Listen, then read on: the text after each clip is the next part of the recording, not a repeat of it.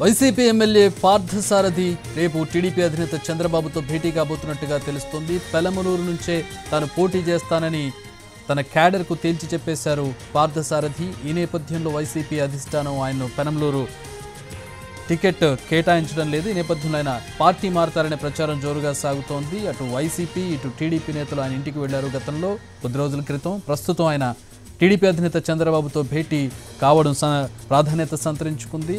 మరి ఆయన టీడీపీలోకి జాయిన్ అవుతారా అనేది ప్రస్తుతం ఆసక్తికరంగా మారింది. పెనమలూరు నుంచే పోటీ చేస్తానని మాత్రం ఆయన చెబుతూ ఉన్నారు. ఈ నేపథ్యంలో చంద్రబాబుతో భేటీ ప్రాధాన్యత సంతరించుకుంది. చంద్రబాబుతో భేటీకి సంబంధించిన పూర్తి వివరాలు మా ప్రతినిధి శ్రీకాంత్ అడిగి తెలుసుకుందాం. శ్రీకాంత్, పార్థసారథి చంద్రబాబుతో భేటీ అవుతున్నట్టుగా తెలుస్తుంది. దీంతో ఆయన టీడీపీలో చేరడం ఖరారు అనుకోవచ్చా?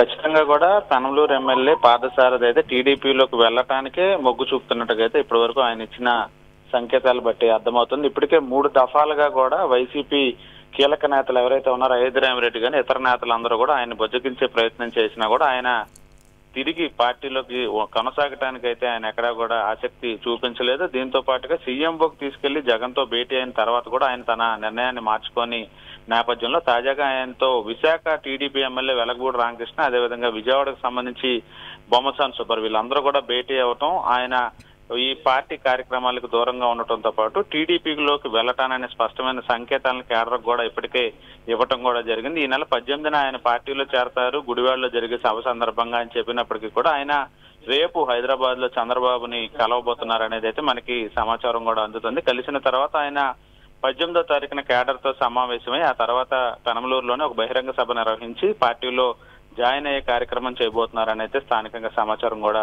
అందుతా ఉంది. ఈ నేపథ్యంలో వచ్చే ఎన్నికల్లో ఖచ్చితంగా పెనమలూరు నుంచే పోటీ చేయడానికి పోటీ చేయబోతున్నట్టు అయితే క్లారిటీగా అయితే తన వర్గానికి కూడా చెప్పినట్టుగా అయితే మనకి తెలుస్తా ఉంది. ఈ నేపథ్యంలో అక్కడ మాజీ ఎమ్మెల్యేగా ఉన్నటువంటి బోడే ప్రసాద్ కూడా వచ్చే ఎన్నికల్లో తెలుగుదేశం పార్టీ నుంచి కూడా టికెట్ ఆశిస్తున్న వారిలో ఉన్నారు. దీంతో సారథి పార్టీలో చేరిన తర్వాత టికెట్ అంశానికి సంబంధించి ఒక క్లారిటీ వచ్చిన తర్వాతే స్పందించాలని కూడా బోడే వర్గం, బోడే ప్రసాద్ కూడా ఉన్న నేపథ్యంలో అక్కడ పెనమలూరు రాజకీయాలు టీడీపీలో అయితే సారథి చేరిక జరిగిన తర్వాత ఆసక్తికరంగా మారే అవకాశాలు ఉన్నట్టుగా అయితే మనకి స్పష్టంగా అయితే తెలుస్తుంది. చక్రి, అంటే బోడే ప్రసాద్ కూడా కీలక నేతగా ఉన్నటువంటి పరిస్థితి. ఈ నేపథ్యంలో పార్థసారథి రావడం అనేది జరిగితే టికెట్ ఆశించే వస్తారు, అక్కడే పోటీ చేస్తానని చెప్తూ ఉన్నారు.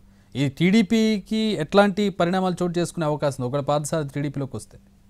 ఖచ్చితంగా పార్థసారథి తెలుగుదేశం పార్టీలోకి చేరితే కనుక పెనమలూరు నుంచే పోటీ చేస్తాననే విషయాన్ని తన వర్గానికి చెప్తున్న నేపథ్యంలో బోడే వర్గం మాత్రం ఆ దశగా నిర్ణయం జరిగే అవకాశాలు చాలా తక్కువగా ఉంటాయి. పెనమలూరు నుంచి కాకుండా నూజివీడు నుంచి సారథి పోటీ చేస్తారనే విషయాన్ని బోడే వర్గం చెప్తున్నప్పటికీ కూడా పూర్తి స్థాయిలో సారథి పెనమలూరు నుంచి టీడీపీ తరఫున బరిలోకి దిగరు, కొట్టిపారేయలేం అనే విషయాన్ని అయితే వాళ్ళు చూస్తున్న పరిస్థితి కూడా ఉంది. అయితే ఆయన పెనమలూరు నుంచి పోటీ చేస్తే కనుక ఖచ్చితంగా బోడే ప్రసాద్ కి టికెట్ ఉండదు కాబట్టి ఆయన ఖచ్చితంగా ఆయనకి సహకరించకుండా కొంతవరకు ఆయన కూడా ఇబ్బంది పెట్టే అవకాశాలు కూడా ఉంటాయి. అదేవిధంగా ఆయన నూజివీడుకి వెళ్తే కనుక ఇక్కడ పెనమలూరులో సమస్య తొలగిపోయినా నూజివీడులో అక్కడ ఇన్ఛార్జ్ గా ఉన్నటువంటి ముద్రపోయిన వెంకటేశ్వరరావు ఆయనకి 2 సార్లు పోటీ చేసి ఓటమి పాలయ్యారు. అంటే శ్రీకాంత్, ఇప్పుడు ఎక్కడికక్కడ పార్టీలో అవతల పార్టీ నుంచి వచ్చేటప్పుడు యువతల పార్టీలో ఆశావాహులు ఉంటారు, పార్టీ కోసం పనిచేసే నేతలు ఉంటారు, వాళ్ళకి అసంతృప్తి ఉంటుందిగా వేరే వాళ్ళకి టికెట్స్ ఇచ్చేటప్పుడు.